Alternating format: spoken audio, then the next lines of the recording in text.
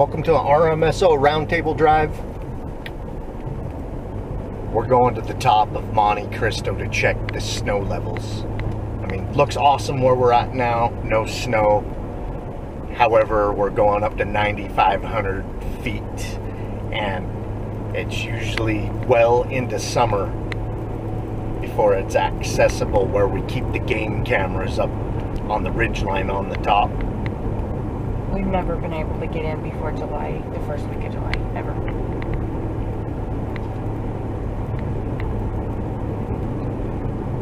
But we usually poke around up here and check the snow levels, kind of getting an idea when we can get in and get those serviced. And when we service those, we'll most certainly show you guys what's on those.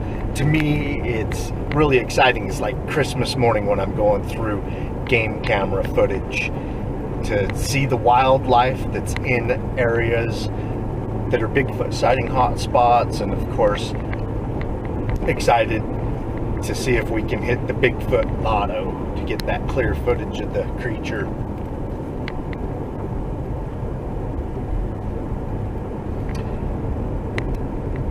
On our left is your way to Hardware Ranch on Ant Flats. And that Ant Flats road, there's 4 Bigfoot sightings just on that road alone that have been reported that I know of personally.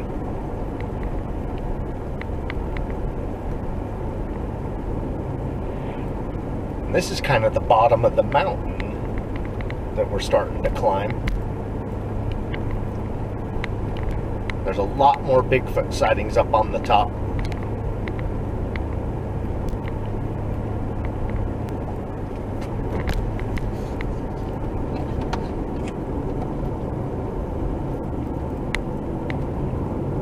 I see a structure over there.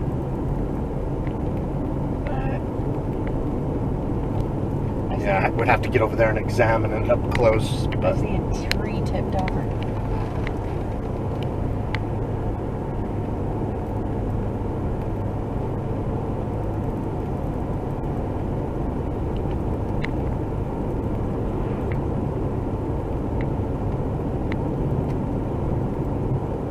All the leaves are on the trees. They weren't the last time we were here. Yeah, they're coming in fast.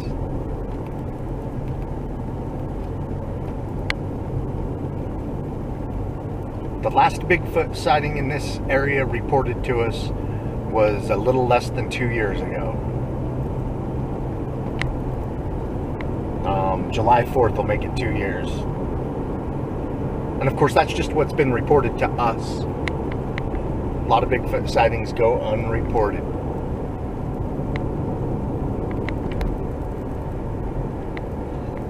Now, if we can get in up here, which I highly doubt, I've brought everything I need to service those cameras we have up on top.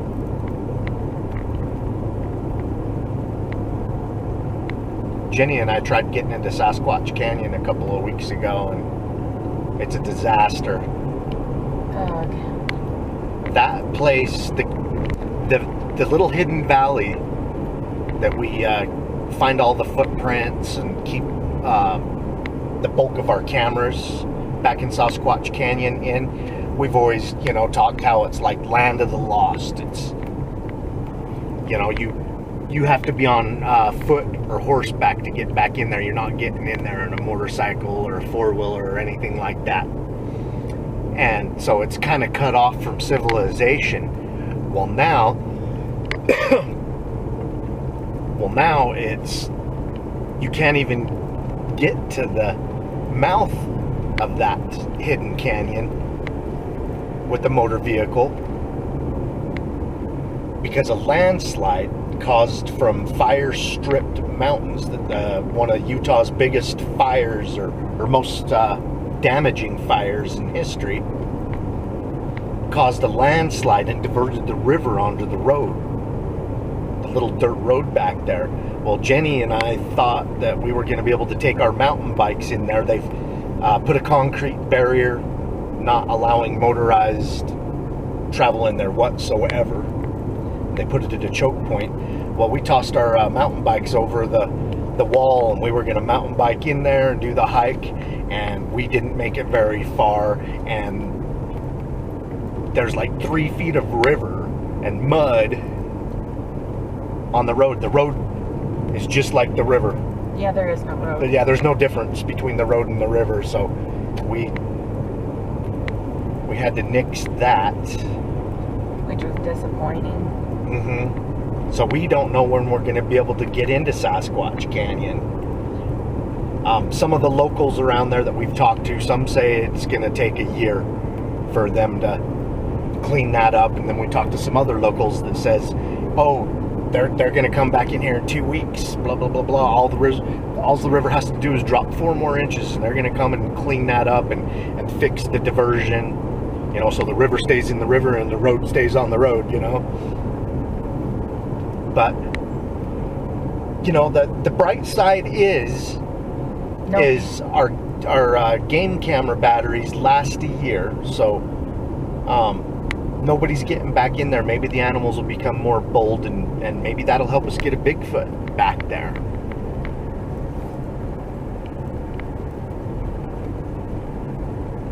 Were you going to say something about that too, Jenny?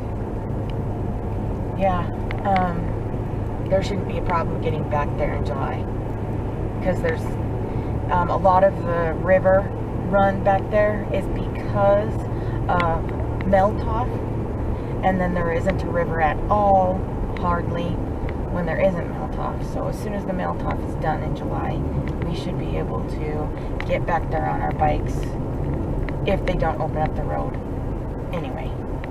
And it is a priority of ours. That's our number one spot where we've found the most footprints, heard vocalizations, a recent Bigfoot sighting there, not last September, but September before. So there's activity there, and that's our spot. So it's our number one priority to get back there this season and get those cameras serviced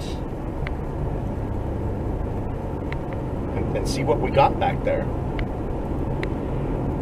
And from what we understand, the fire didn't make it that direction. Yeah, we're hoping that everything's still there. Yeah, we were gonna, you know, our plan was to go back there, and if any of our cameras survived or any of the SD cards survived, see what's on them. But talking to some of the locals that know a little bit more about what's going on back there than we do, supposedly. Yeah, this you know, is all hearsay. you never know, but supposedly the fire didn't make it up into the area that we have our cameras. That'll be nice. And you know, if there's a little pod or family of Bigfoot that are using the area or living back there, you know, maybe the fire would help push them into our area. So, or kept them in our area. Yeah. They're already there. Well, we made it to the snow line. Yeah, just seeing snow right here, it's telling me we're not gonna get to our cameras. It's gonna, by the time we get to the top, it's gonna be bad. Yeah, there shouldn't be. Actually, I've never seen this much snow at this level this time of year. Me neither. It's a bad snow. It's a bad snow here. Yeah. There shouldn't be any snow right here right now. Snowbird, which is about 30 miles from where we are now, Snowbird recorded record level snow this year, the most snow in a single season since they started recording. So it's a record-breaking year for snow here and everywhere else. A lot of places we've been, like we went on a Bigfoot expedition to Mount St. Helens, and the locals there were telling us that it was a record year for snow. Yeah, we couldn't get into a lot of places because we just came up to a big snowbank. Yeah, I felt like I got to 90% of the places I wanted to. There was just like 2 spots. I'm just saying, we came up to snowbanks. Yeah. There was still snow there. There was even one place where they had the road closed, and somebody took their truck and ripped the post of the gate out of the ground. And so We were able to get past the gate. Yeah, and that took us to Ape Canyon, and we weren't, we hit snow that we couldn't pass eventually, so we got a lot further into Ape Canyon than we thought we were going to be able to, because I don't know who did it, and but we the store down in Cougar, the guy running the store, he says that happens all the time. People will just rip the gates out that they close for winter conditions or whatever. Like, oh. Yeah, I mean, you should have seen the size of this gate. I can't believe someone was able to rip it out of the ground. It had to have been a huge dually truck of some sort with heavy chains, because that just wasn't getting ripped out with any old vehicle. I can't believe any vehicle could have pulled that up out. I don't understand how it came out of the ground as well. Yeah, there's a will, there's a way. I guess so. I wouldn't want to see the vehicle, what it looked like after they attempted that. Well, they accomplished it, but that had to have done some damage for sure. Wow, I cannot believe how much snow is still up here. I can't either. It's amazing. It's like the middle of the winter still. Look at this. Gosh, it might be 2 months before we can get to our cameras. There's a lot of stuff that's still got to melt. We need to rent a snowmobile and wear some shorts and go on in. It's only 39 degrees out there. So Are you kidding me? Yeah, it's not melting very fast. Oh, no, it is not melting. I've never seen this much snow up here this time of year. Look, there's not even melt on People the road. can still snowmobile. Look how much snow. Yeah, we could actually probably rent a snowmobile and go on in. Or just take our own. Yeah. Jenny's got a really nice snowmobile. We don't take it out because we just have one and you really need two in case something happens. Yeah. You don't want to get stranded by yourself in the backwoods with one snowmobile. 30 miles back in and have to trek through snow. Yeah. Actually, the gate that they close in the wintertime, I've measured it with my car. From the gate to our cameras that are the furthest back in up here is 30 miles. And the reason why I measured it is because there's been 2 winters up here that the game cameras have caught someone on a snowmobile back there, and I'm like, oh my God, how far did they have to drive to get to our cameras? They had to drive 30 flipping miles. So 60 miles round trip. I mean, those guys are hardcore snowmobilers. Yeah.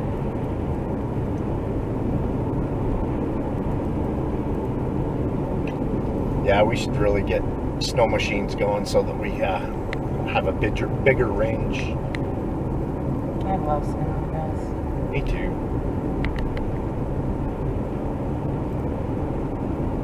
This is the time of year to pick one up.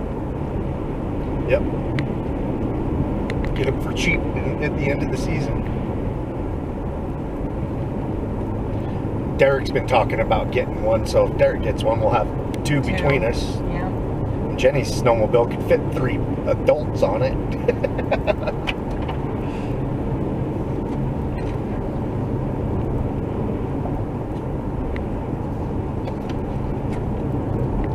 Your snow machine still looks new. Yeah, it hasn't been beat up at all.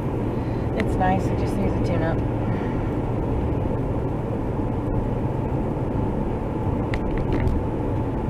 Wow. Look how deep it is.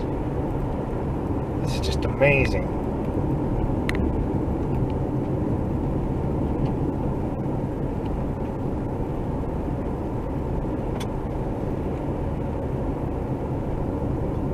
I'm curious to see if we'll see anyone up here on snow machines. Die-hard people still able to snowmobile in the summertime. Yeah.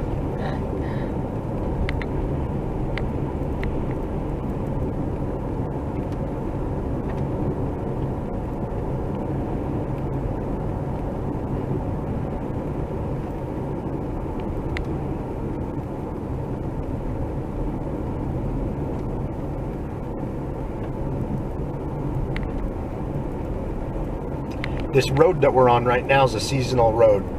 It doesn't open up until Memorial Day. And then they close it like November 15th, I believe.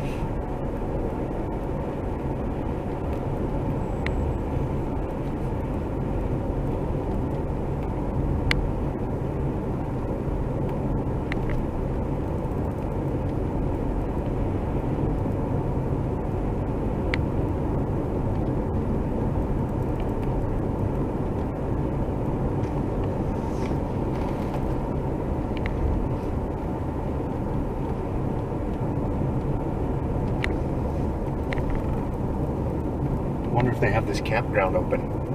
I don't think so. They opened it for Memorial, went in there and plowed some snow. I doubt it. There's no reason to open that up. Nobody can even camp there yet. Yeah, see, the gate is buried. Oh my heck. They haven't even dug out. Yeah, it's not happening. Not happening. I've never seen it like this. This is crazy. You know, I wonder what the Bigfoot do when it's like this, you know? They're happy that people aren't here. Or I wonder if they come down into the valley, you know, the two Bigfoot sightings down near the Provo area in the wintertime, down in the foothills. This record snow may have pushed them down and got them spotted and filmed. Yeah, Jenny and I, this winter, we investigated 2 Bigfoot sightings captured on film. And I'll include those 2 videos in the description of this video so you guys can see, you know, what we went and checked out. And of course there's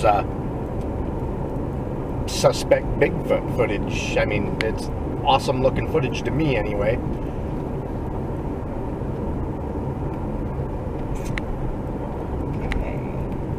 Wow, look how deep the snow is. Holy crap. Yeah, we're not getting in Holy crap. I don't think people are going to get up and be able to camp up here even on July 4th. No, it's going to be later than that. There's going to be snow all year long up here. Yeah, one of our investigations was in January. The first week of January, I believe it was. And I can't remember the second one. That guy filmed what looked like a Bigfoot up in the foothills of the mountain in deep snow, walking around like it was nothing. From his spotting scope. Yeah, I think it was like a month later. Crazy winter. Yeah, it was You never expect stuff like that. People are getting a hold of us, and yeah, the guy with the spotting scope and stuff, he got a hold of us within an hour of filming it. And Jenny and I were like kind of kicking back, like, what are we gonna do today? And then all of a sudden this guy gets a hold of us and says, I think I just filmed a Bigfoot through my spotting scope. He goes, I scanned for wildlife up on the mountain, and you know, and so I'm like, well, send us the footage. And he sends us the footage, and I'm like, I think I know what we're doing today. Yeah. So we were on location. I mean, we couldn't, there was way too much snow for us to climb up there, which, you know, I'm glad we went to check out the situation, because it's like, oh my gosh, I mean, hardcore tall person dressed from head to toe in black, climbing up there and acting like it's nothing. You know, traversing through all of this alone. Yeah, no backpack, nothing. Just crazy. You know, you would expect if it was someone up there, they'd be in snowshoes, and in snowshoes you wouldn't move around as nimble as this thing was moving. So it was nice to go check out the situation and see if we could spot it ourselves. But we were on location within 3 hours of it happening. That's a new record for us. Yeah. 3 hours after a sighting. And the sighting was caught on video, which we'll put in the description of this video. We'll provide a link.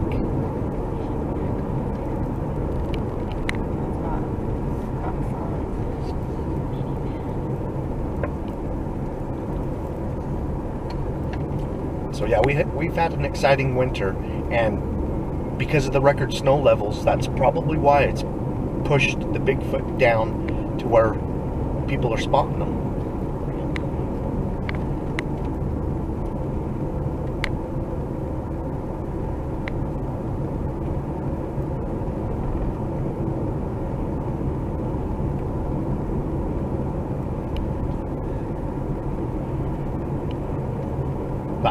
You guys that follow us, you hear us say once in a while, we usually end up following the snow line. We're Bigfooting right at the edge of the snow line almost all year around. It's going to be a lot easier to do this year. Yeah. Well, we'll keep the mosquitoes down, that's for sure. That's always a big plus. Just a few weeks ago, two different guys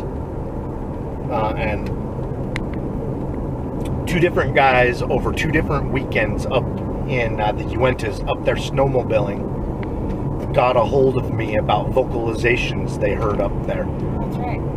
And one of the guys that got a hold of me, it was him, his son, and one of their friends.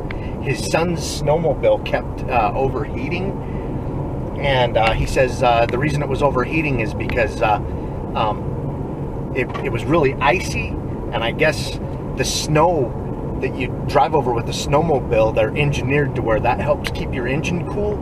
Well, it was really icy, so it wasn't kicking any snow up to cool the engine, so his son's snowmobile kept overheating, and so they had to keep stopping and letting it cool down and blah blah blah blah.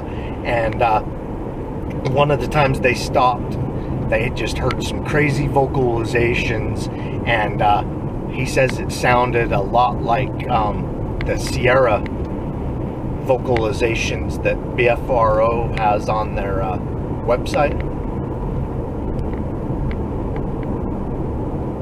And they were between Soapstone, I got snow on the brain. They were between Soapstone and Mirror Lake, and that's quite a big area. But I guess they were closer to the Soapstone area. They were, I guess the highway right there before you go into Soapstone is where their trucks and trailers were parked.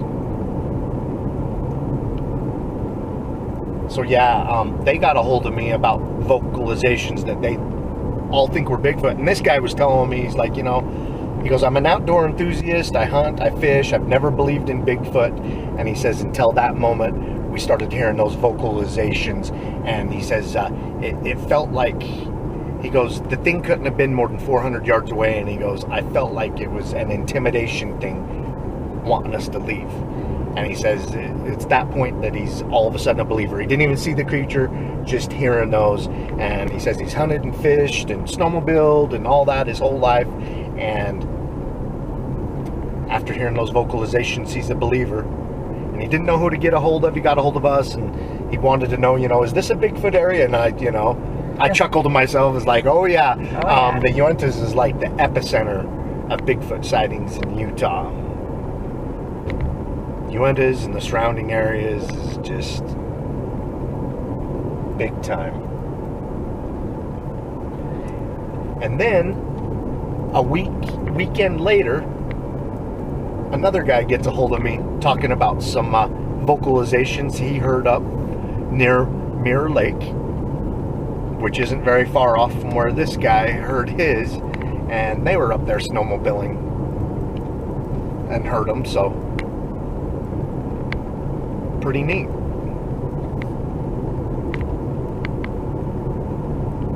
Yeah, when you spend a lot of times outdoors camping, fishing, hunting, you get acquainted with the sounds out there. And and our first night camping in Mount St. Helens, we got what we think, or I personally think, were Bigfoot vocalizations.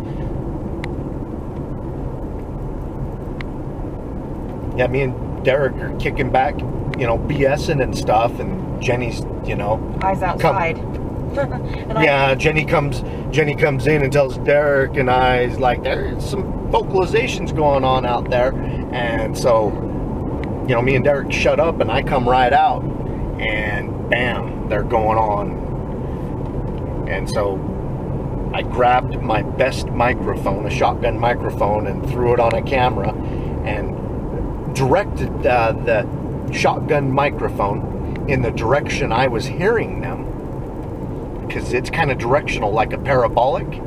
And then they started off in another direction, like there was 3 of them in different directions around us that were doing these vocalizations, and then some gunshots. Someone was sighting in guns or whatever, and that may have provoked the vocalizations. Yeah, when I set up the microphone and the camera and the gunshots were going off, it was upsetting me, because it's ruining capturing the vocalizations. But in hindsight, that's what may have provoked the vocalizations. We may never have heard those, because we camped there 5 nights, and we only heard them the first nights, and that's when the gunshots were going on. So that's why in hindsight I was like, that's the only time we heard them. And I'm talking at camp. I mean, when we went out to different locations around Mount St. Helens and hiking and stuff, we heard some whoops and some thumping on the ground, like something heavy making impact with the ground and beating the ground. Boom, boom, boom, boom, boom, boom, boom. Yeah, it was so heavy and so loud that you could feel it in your chest. I put out a video where I boosted the volume on those vocalizations so you can hear them better, and I'll put a link to that video in the description of this video, and then I'll also put the original so you guys can hear it before I enhanced it.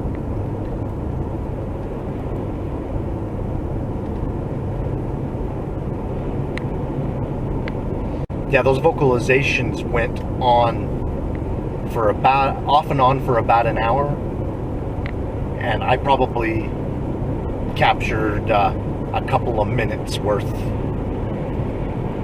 of them over that hour. And then the following morning, early in the morning, I heard the vocalizations, and so I got up, grabbed my camera, and went out. And there was deer in the clearing. We were in like a 5-acre clearing in the middle of the forest by Yell Lake. It was like a half a mile through the forest to Yell Lake, and we're the ones furthest back in by the lake, on the side of the lake we were on. There was nobody between us and the lake. No, we were up against an elk preserve. There couldn't be anybody back there. Right.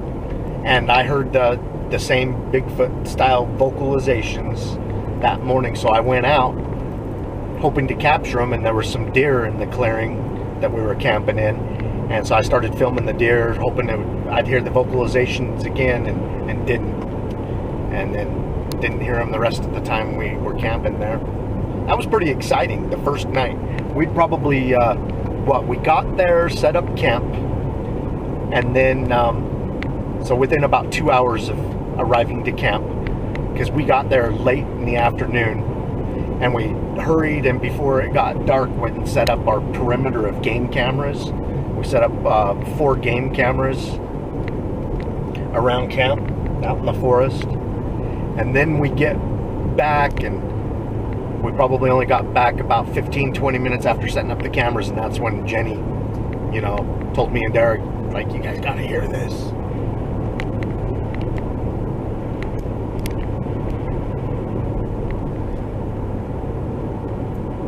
And you go on those expeditions, and we've been doing this so long, I don't have any expectations anymore. I expect not to see, hear, or find anything, because that's usually how things go. So it's just shocking.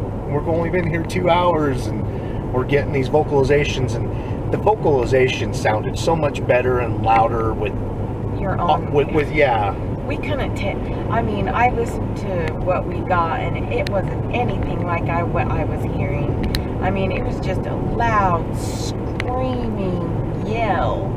I mean, and it just was so long and drawn out, and it just kept screaming over and over and over, and I was like, there's nothing. And I identified they were coming from 3 different directions, so I don't know if they were communicating with each other over the gunshots, or if they were upset, or what it was. But yeah, like Jenny says, they were just so loud, and our shotgun microphone is just awesome. It's like a 4-inch parabolic mic when it comes down to it.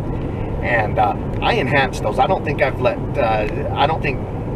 asked Jenny to listen to the enhanced ones I've put out. I didn't listen to Yeah, those. I really boosted them. I only listened to the original.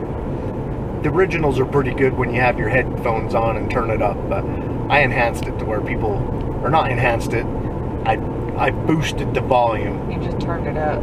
Yeah, the program I used allows you to boost audibles. I know someone commented on the video, well, that's pretty cool how you pulled those vocalizations out and boosted them. And I'm like, oh no, it's the entire track. I'm not that savvy with video software and everything. I don't know how to pull certain sounds out or whatever. I boosted the whole thing. And then of course there's the original, so people can see the unboosted too for themselves. And we'll include both of those, the links to them.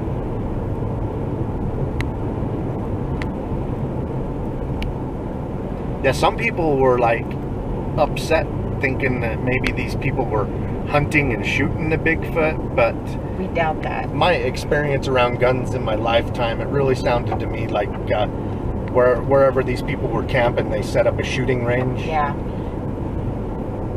And, you know, we're target practicing. It was really unnerving, though. The shots were really loud, and I was just hoping that they were responsible and being safe. And the shots started when we were out setting up the game cameras, and we wanted to spend more time out there exploring. But when, you know, they started shooting and stuff, we cut our hike short and went back to camp, because we don't know which direction the bullets were going. A lot of people will shoot into the hillside and be responsible, but then there's others who are not responsible, and the bullets will just fly. Like last year, right here on this mountain, a little boy got shot because people were being irresponsible and didn't know that they were shooting towards a road. Yeah, the 14-year-old kid got shot in his dad's car while they were driving on driving on a day drive. Yeah, and so you know, you don't know who's behind the gun, and I'm not going to approach gunfire. You know, someone's commented on the video, you guys should have interviewed the people shooting, and I'm kidding. I don't know who they are. I don't know if they're shooting in a safe direction. I'm not approaching gunfire. No, nobody approaches people with guns. Except for, you know, a cop or a fishing game. That's their job, and they wear the bullet resistant vests. But, you know, even though I was upset that was going on the first night, that may be the only reason those vocalizations happened for us. Yeah. And then a couple of days later, a lady working at the Cougar store, she was telling us the lake right next to the one that we were camping on, Swift Lake, she was talking about how she was tent camping there, and they got vocalizations one night, and she started describing the vocalizations, and she's from there. She's used to all the animal noises and everything that goes on there, and she thinks they were hearing Bigfoot, and she was describing the same thing that we heard 2 nights before on Yell Lake. That's the lake that we were camping near, was Yell. There's 3 big lakes on the south side of Mount St. Helens.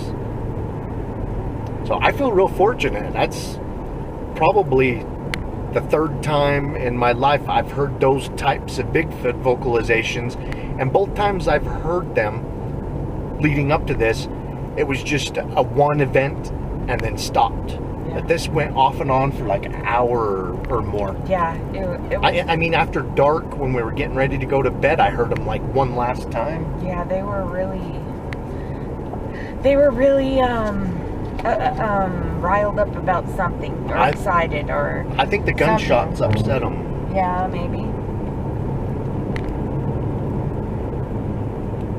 And we arrived on a Sunday, and so those people camping may have, you know, Picked up and left that yeah, day. yeah, they may have left after they did their guns, because we never heard another gunshot No. the rest of the time up there.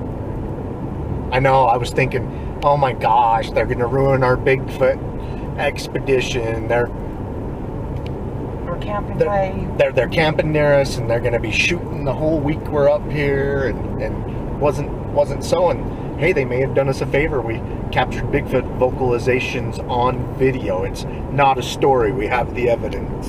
Yep.